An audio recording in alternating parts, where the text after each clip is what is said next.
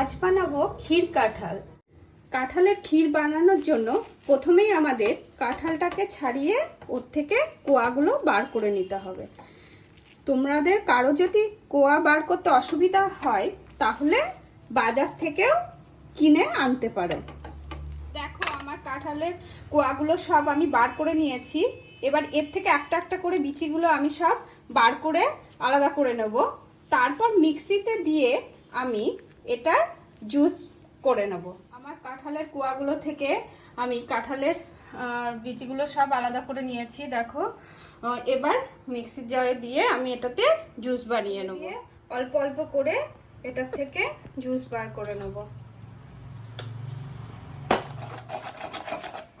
এইভাবে আমি জুসটাকে বার করে নেব।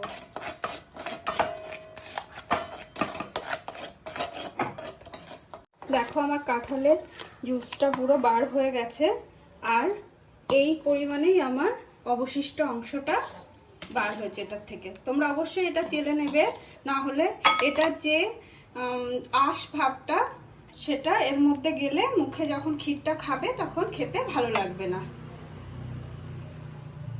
ক্ষীর কাঁঠাল বানাবার জন্য যে উপকরণগুলো লাগবে চলো সেইগুলো দেখে নিই। প্রথমেই লাগবে কাঁঠালের গোলা, তারপর লাগবে মিল্ক পাউডার, এলাচ গুঁড়ো, আলমন্ড গুঁড়ো, নারকেল কোড়া আর চিনি। চলো দেখে নেওয়া যাক এবার কিভাবে এটা বানাই।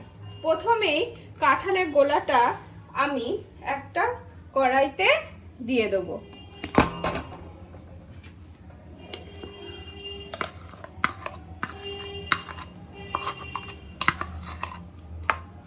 এবার গ্যাসটা অন করে আমি এটা একটু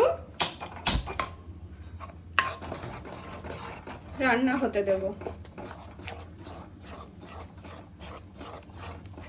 কাঁঠালের গোলাটা একটু গরম করা হয়ে গেছে। এবার এর মধ্যে একে একে দিয়ে দেব নারকেল কোড়া,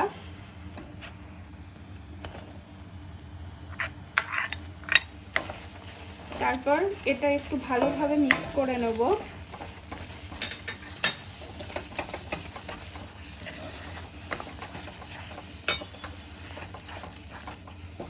তারপর এটার মধ্যে দিয়ে দেবো একটু চিনি,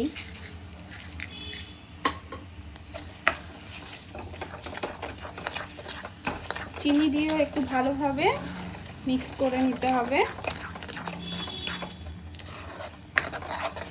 তারপর দিয়ে দেবো মিল্ক পাউডার।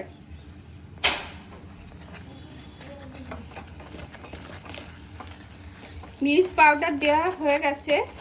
এবার এটাও ভালোভাবে আমি একটু মিক্স করে নেব।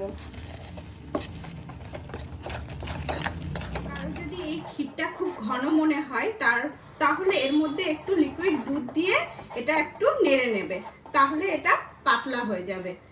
আমার ক্ষীর কাঁঠালটা রেডি হয়ে গেছে। এবার আমি একটু এলাচ গুঁড়ো দিয়ে এটা নামিয়ে নেব। আমার ক্ষীর কাঁঠালটা রেডি হয়ে গেছে। আমি একটু আলমন্ড কুচি আর নারকেল কোড়া দিয়ে এটা ডেকোরেট করে দিয়েছি। তোমরা অবশ্যই এই রেসিপিটা বাড়িতে একবার ট্রাই করবে, আর কেমন হয়েছে আমাকে কমেন্ট করে জানাবে।